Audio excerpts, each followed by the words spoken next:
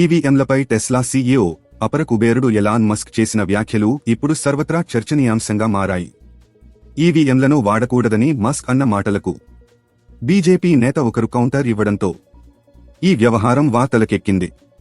ఈ పూర్తి వ్యవహారంపై రాహుల్ గాంధీ సైతం స్పందించారు.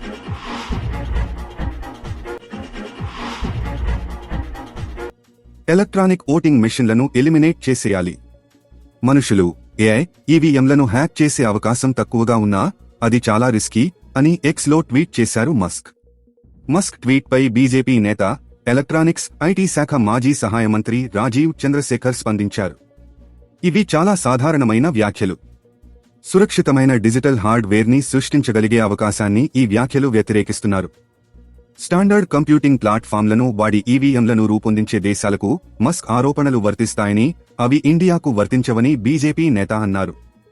ఇండియాలో ఈవీఎంలు కస్టమ్ డిజైన్, చాలా భద్రంగా ఉంటాయి. కనెక్టివిటీ, బ్లూటూత్, ఇంటర్నెట్లు హ్యాక్ చేయలేవు అని రాజీవ్ చంద్రశేఖర్ అన్నారు. ఇండియా చేసినట్టు ఈవీఎంలను సరైన విధంగా, సెక్యూర్గా తయారు చేసుకోవచ్చు. ఎలాన్కి ఈ విషయంలో పాఠాలు చెప్పడాన్ని సంతోషిస్తా అని అన్నారు.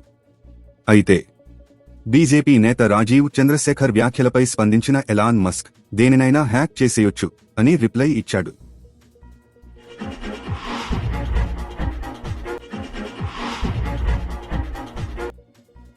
కాగా ఈవీఎంలు హ్యాకింగ్కి గురవుతున్నాయని విపక్షాలు ఎన్నో ఏళ్లుగా ఆరోపిస్తున్నాయి. ఇక ఇప్పుడు ఎలాన్ మస్క్ సైతం అలాంటి వ్యాఖ్యలే చేశారు. దీనిపై కాంగ్రెస్ సీనియర్ నేత రాహుల్ గాంధీ స్పందించారు. ఇండియాలో ఈవీఎంలను బ్లాక్ బాక్స్గా పరిగణిస్తున్నారు. వాటిపై ఎవరికీ మాట్లాడే హక్కు లేదు.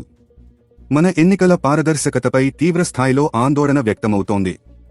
వ్యవస్థలు జవాబుదారీతనంతో లేకపోతే ప్రజాస్వామ్యం మోసానికి గురవుతుందని రాహుల్ గాంధీ అన్నారు. Mumbai north west Lok Sabha seat గెలిచిన అభ్యర్థి వద్ద ఈవీఎంలకు కనెక్ట్ చేసి ఉన్న ఫోన్ ఉందన్న ఓ వార్తను తన ట్వీట్కు జోడించారు కాంగ్రెస్ సీనియర్ నేత.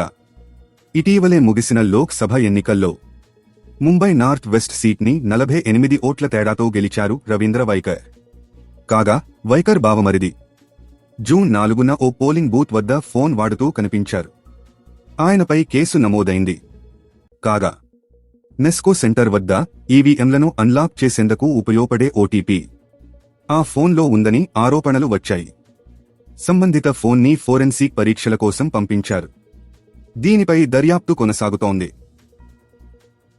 తాజా సమాచారం కోసం లైక్ చేయండి, సబ్స్క్రైబ్ చేయండి, నోటిఫికేషన్ల కోసం గంట సింబల్ ఆన్ చేసి పెట్టండి.